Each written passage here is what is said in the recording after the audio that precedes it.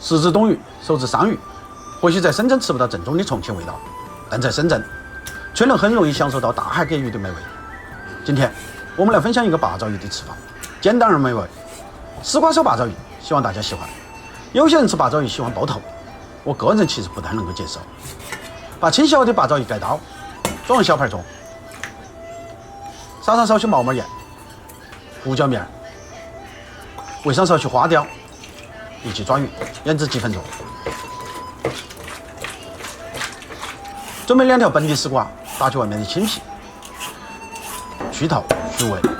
做这道菜，我个人不建议用那种肉丝瓜，毕竟口感完全不一致。把丝瓜改刀，用滚刀的方式切成小块后备用。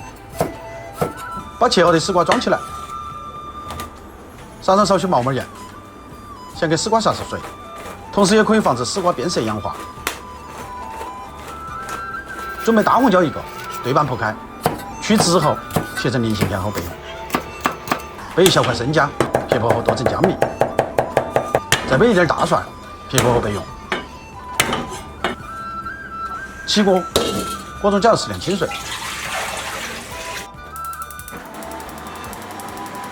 撒上少许盐，淋上一点料酒，大火烧至沸腾。把八爪鱼投入锅中，稍许汆烫，时间不要太久，一般5秒钟就要得了。不管水开不开，用漏勺捞出来，沥干水分。重新起锅，锅烧热了下油，滑锅，投入椒蒜米，大火爆出香味。把丝瓜倒入锅中，投入红椒块，中火翻炒至丝瓜断生，注意不要加水来煮，多炒几下都可以。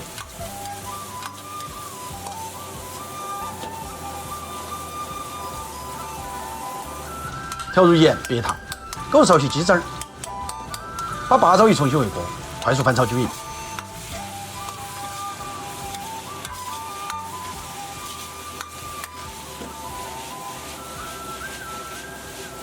撒上少许葱段，少许翻炒，美味即成。